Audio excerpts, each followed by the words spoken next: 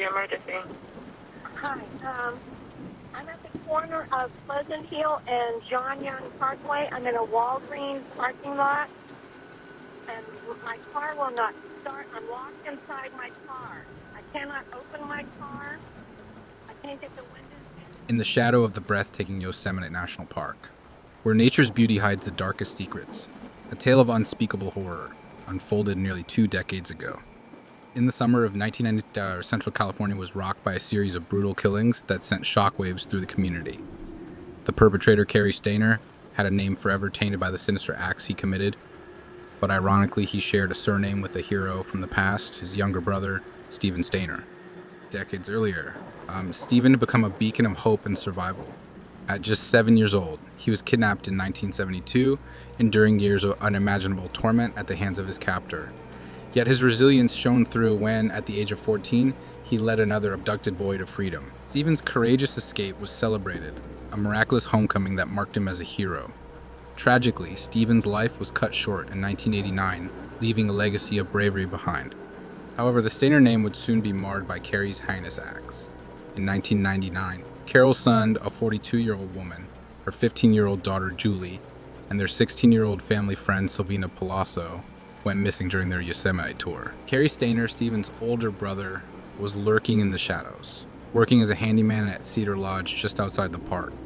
The serene surroundings were shattered when Stayner strangled Carol and Palazzo and subjected Julie to unimaginable horrors before snuffing out her young life. Stayner's brutality knew no bounds as he beheaded Joey Armstrong, a 26-year-old park naturalist, leaving a community in shock. Questions reverberated through the small town. How had they missed the monster living among them? Stayner, capable of such horrors, had been embraced by the community, but his gruesome deeds exposed the facade of normalcy he wore. After Armstrong's decapitated body was discovered, Stayner fled to a nudist colony, where an astute woman recognized him as a wanted man and alerted the authorities.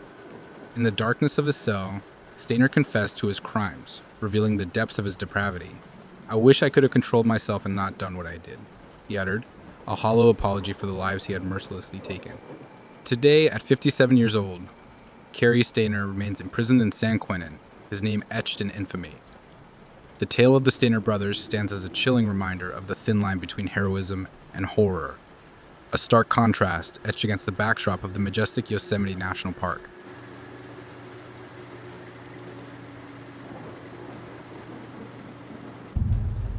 In the quiet town of Georgetown, a chilling mystery shrouded the area for decades. The tale began on a gloomy May day in 1968 when Wilbur Riddle, a curious wanderer, stumbled upon a gruesome sight. Alongside U.S. Route 25, he discovered the lifeless body of a young woman wrapped in a heavy green canvas tarpaulin resembling a makeshift burial shroud. Despite extensive police investigations, the identity of the deceased remained a haunting enigma. She was laid to rest in Georgetown Cemetery under the eerie epitaph, "Tent Girl, her true identity lost to the annals of time." For over 30 years, her grave stood as a silent testament to a life stolen too soon. In 1998, a relentless quest for answers brought forth a breakthrough. Todd Matthews, the son-in-law of the man who had discovered her, unraveled the mystery. Through his dedication and the emerging power of the internet, he connected the dots. The Tent Girl was revealed to be Barbara Ann Hackman Taylor, a 24-year-old woman who had vanished without a trace in Lexington, Kentucky in late 1967. Barbara's life story unfolded like a tragic novel. Married with a daughter, she had worked with a carnival, embracing a nomadic existence. Born into a large family, she and her siblings faced hardships after a devastating flood claimed their father and brother. Her mother, unable to cope, made the heartbreaking decision to give some of her children away, setting Barbara on a turbulent path. With Barbara's identity revealed, her family found solace in knowing her name and the life she had led. Yet, the shadows of Georgetown still held a secret: the identity of her killer. Despite suspicions falling on her husband, George Earl Taylor, the truth remained elusive. George, the prime suspect, had succumbed to cancer in 1987, taking the truth to his grave. In the hushed whispers of Georgetown, the memory of the Tent Girl lingered, a reminder of a life lost, a family torn apart, and a mystery that, to this day, chills the hearts of those who dare to delve into its depths. The grave of Barbara Ann Hackman Taylor stands not only as a marker of her existence, but as a poignant reminder of the darkness that can lurk beneath the surface of even the most serene towns, waiting to be unveiled.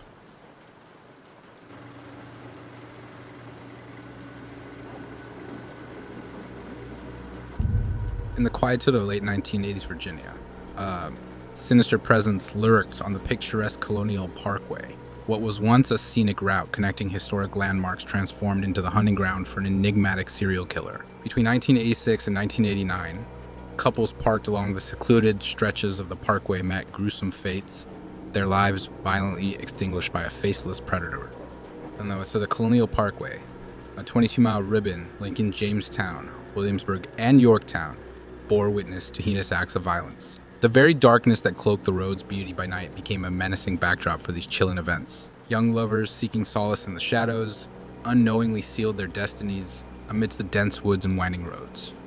The first chapter of this grisly saga opened on a fateful October day in 1986.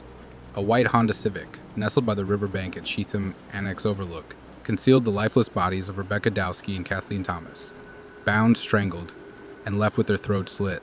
Their tragedy marked the beginning of a series of unsolved murders. 11 months later, another horrifying tableau unfolded. So the Noblings' abandoned Ford Ranger, doors ajar and radio playing, hinted at a sinister interruption. Soon the bodies of David and 14-year-old Robin Edwards surfaced, their lives taken ruthlessly, their connection to the Parkway murders cemented. In April 1988, Christopher Newport University students Richard Call and Cassandra Haley vanished without a trace, their clothes left in haunting piles near the York River overlook. The sinister silence that followed was shattered in September 1989, when Daniel Lauer and Anna Maria Phelps disappeared, leaving behind an abandoned Chevy Nova at a New Kent rest stop. The Parkway's dark secret deepened in 1996 with the tragic fate of Lolly Winans and Julianne Williams, duct taped, gagged, and left lifeless, their throats viciously slit. Their story became another chapter in this macabre narrative. In the midst of this horror, investigators struggled to unmask the perpetrator. Suspects emerged while Matt Rice, a man with a violent past, and Fred Atwell, a former sheriff's deputy, but none fit the entire profile. Theories circulated from rogue police officers to military personnel stationed along the parkway, each possibility more chilling than the last. In 2010, renewed interest breathed life into this cold case. Private investigator Steven Spingola's research unveiled a web of connections suggesting multiple individuals committed these crimes. His findings illuminated the possibility of a hate crime against a lesbian couple and a botched robbery attempt in the killings. Yet, despite this resurgence of interest, the Colonial Parkway murders remain shrouded in mystery. Fingerprints and trace evidence undergo meticulous analysis, and DNA testing offers a glimmer of hope. But as time marches on, the families of the victims are left haunted by questions, their hearts burdened by the uncertainty that lingers like a shadow on the Colonial Parkway, a reminder of the unsolved horrors that took place in the depths of the night.